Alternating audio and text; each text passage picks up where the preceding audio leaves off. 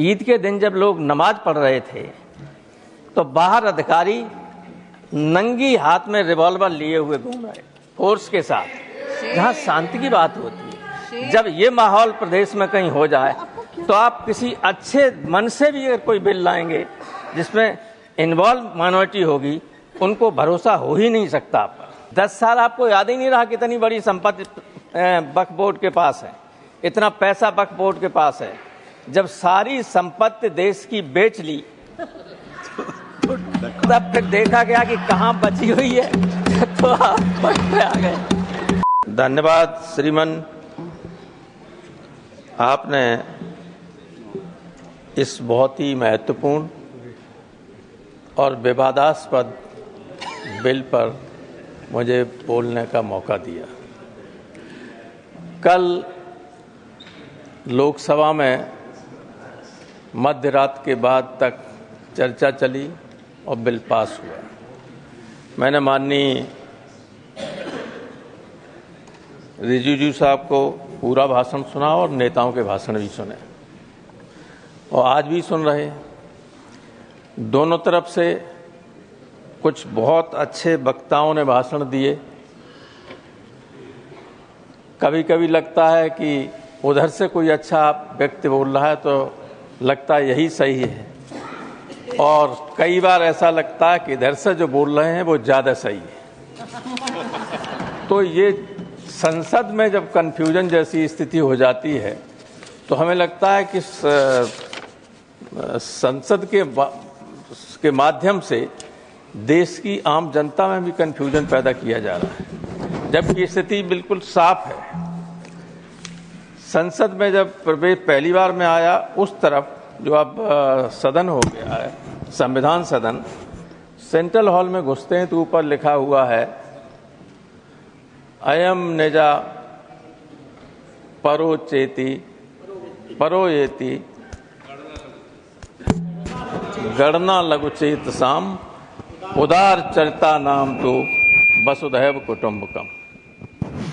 तो मैं तो यही अपेक्षा करता हूं सरकार से, खास तौर से, क्योंकि जो विपक्ष में बैठे हुए हैं वो कुछ बना बिगाड़ नहीं सकते, लेकिन जो इधर बैठे हुए हैं वो बहुत कुछ नुकसान कर सकते हैं देश का, लोगों का और संसदीय लोकतंत्र की जो मर्यादा है उसका भी। इसलिए उदार बने रहिए। नड्डा जी ने अच्छी बात कही, लेकिन कहा कि राजनीति हुई और अंत में खुद राजनीति में प्रवेश कर गए। तो स्थिति बिल्कुल क्लियर है कि सारे धर्मों के साथ समान व्यवहार होना चाहिए। बहुत बड़ी आबादी है माइनॉरिटी की और खासतौर से मुसलमानों की हिंदुस्तान में। मेरे ख्याल से दुनिया में इतना बड़ी संख्या मुसलमानों की कहीं नहीं जितनी हिंदुस्तान, मुस्लिम देशों में भी कहीं।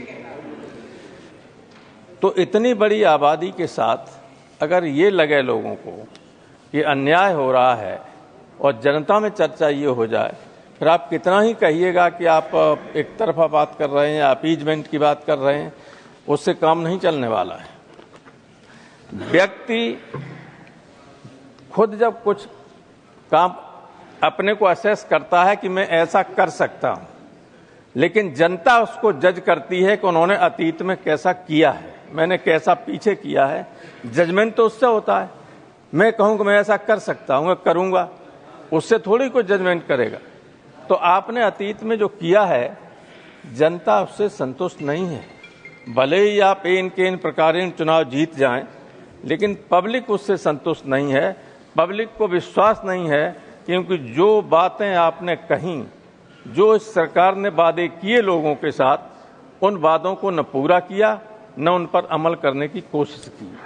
तो इसमें जो कह रहे हैं, हमारे जो पहले वक्ता बोल रहे थे, ऐसा लगता था कि जाने कितना प्रेम गरीब मुसलमानों के प्रति इनके मन में उभर आया। आंसू निकल आए सर, आंखों से आंसू आ गए। इन्हें हम आज से जानते लेकिन ये अरे आप हमारे मित्र हैं, आप नेताजी से आपके संबंध बहुत अच्छे रहे, जो मुख्यमंत्री रहा उसके साथ संबंध में आए, अखिलेश से बहुत अच्छे संबंध रहे और मुझसे तो बहुत ही अच्छे संबंध रहे। तो इस तरह से बोल रहे थे, बहुत अच्छे आदमी तो हैं, अच्छे आदमी हैं, किसी एक आदमी से लड़ने की वजह से यहाँ आ गए, लेकिन अच्छी बात है इसकी आलोचना करने से बड़े पद पे पहुंचे। तो मैं ये कह रहा था कि जो भाषण हो रहे हैं उधर से, उसमें बार बार जमीन और फंड, पैसे की बात आती है। मुझे ऐसा लगता है 14 से 24 तक आपको याद ही नहीं रहा, 10 साल आपको याद ही नहीं रहा कितनी बड़ी संपत्ति वक्फ बोर्ड के पास है, इतना पैसा वक्फ बोर्ड के पास है। जब सारी संपत्ति देश की बेच ली तब फिर देखा गया कि कहां बची हुई है, तो आप वक्त पे आ गए। ऐसा मत कीजिए, ये देश सबसे मिलकर ही, सबके सहयोग से ही आगे बढ़ सकता है और बढ़ेगा। कितना ही गलत या अलग अलग रास्ते पर डाइवर्स उस पर हम चलें, लेकिन अंततोगत्वा कभी न कभी दिमाग में ये आता ही है कि हमें मिलकर काम करना होगा, तभी देश की तरक्की हो सकती है। लेकिन हमें बुरा न मानो, एक सेंटेंस में कह रहा हूं, मैं कई बार इतना ज़्यादा कटु सत्य कभी नहीं बोलता, और इसलिए नहीं बोलता हूं कि आगे की लाइन में और पीछे भी दोनों तरफ, खासतौर से उस तरफ जो लोग बैठे हुए हैं, उनका मैं बहुत लिहाज करता हूं। तो कहीं इनको बुरा न लगे इसलिए नहीं कहता हूं, लेकिन मुझे ऐसा लगता है, प्रोफेसर मनोज झा ने इशारा किया था कि हम धीरे धीरे डेमोक्रेटिक स्टेट से टोटलिटेरियन स्टेट की तरफ बढ़ रहे हैं, और ये बहुत ही नुकसानदायक बात होगी, इधर बैठे हुए लोगों के लिए भी और उधर बैठे हुए लोगों के लिए भी, अगर ऐसी स्थिति आती है तो। इसलिए ये स्थिति मत पैदा होने दीजिए। मैं यहाँ पर जो ये बिल आया है उस पर संदेह हमें इसलिए ज़्यादा है क्योंकि हम उत्तर प्रदेश के लोग बुरा न माने, हम जो उत्तर प्रदेश में देख रहे हैं, लोग नमाज नहीं पढ़ सकते, अपने घर की छत पर नमाज नहीं पढ़ सकते, ईद के दिन, ईद में तो आपकी तरफ देख के कहूंगा, नहीं पर मैं थोड़ा बोर्ड की तरफ भी देख लें। अरे 3-3 मिनट वालों को आपने 20-20 मिनट दे दिया, तो हमें भी 1 आध मिनट ज्यादा दे दीजिए। वैसे मैं आपके हर आदेश का पालन करूं, मैं अभी बैठ जाऊंगा। नहीं, आप इतने वरिष्ठ हैं। आपने टेलीविजन पर देखा होगा नड्डा साहब कि संबल मेरी पार्लियामेंट्री कॉन्स्टिट्यूंसी रही है, लोकसभा का मैं सदस्य वहां से रहा हूं।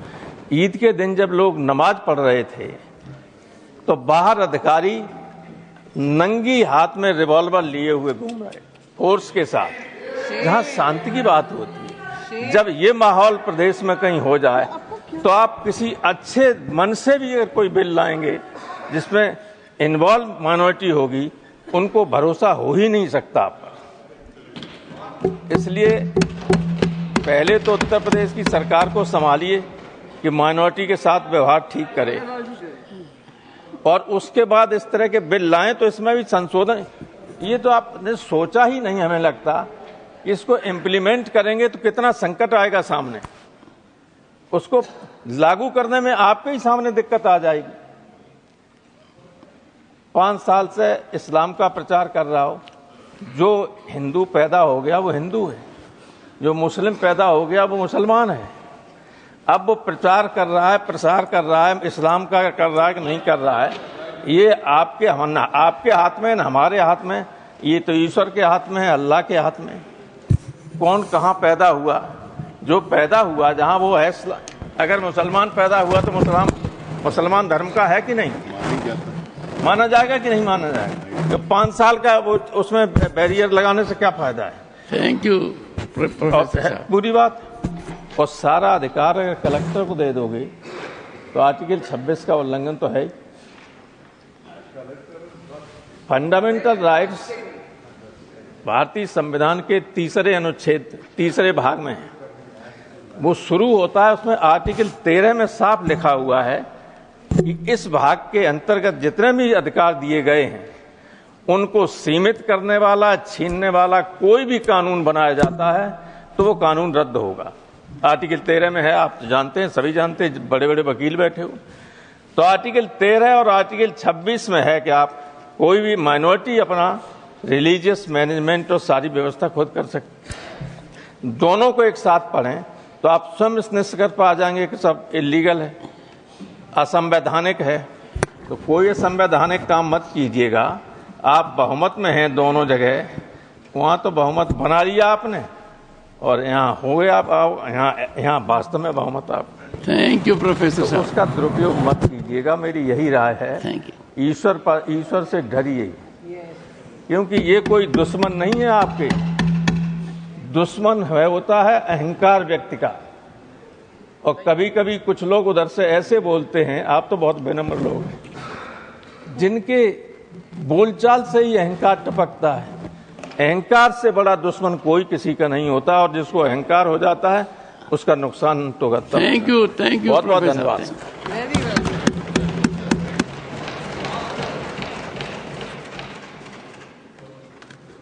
प्रोफेसर साहब, आपने एक बड़ी आपत्तिजनक बात कही। अब आप भी सोच रहे होंगे कौन सी आपत्तिजनक बात कही। आपने डॉक्टर राधा मोहन अग्रवाल जी की तरफ इशारा कर कर कहा, नहीं, आपने डॉक्टर राधा मोहन अग्रवाल जी की तरफ इशारा कर कर कहा, एक व्यक्ति से डरकर यहां आ गए। यह आपत्तिजनक है। इनको आपत्ति नहीं, सबसे खुश है। चाहे इनको आपत्ति हो या नहीं हो, मुझे आपत्ति है, क्योंकि यहाँ का कोई सदस्य डर नहीं सकता और डॉक्टर राधा मोहन अग्रवाल तो बिल्कुल ही नहीं डर सकते। पर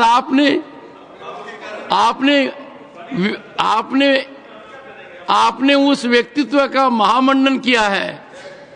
यह आपकी साजिश है, सोच समझकर किया है। और एक बात शुरुआत की आपने कि आपके प्रांत में ऐसी ताकत है कि लोग यहां आते हैं, यही कहा ना आपने।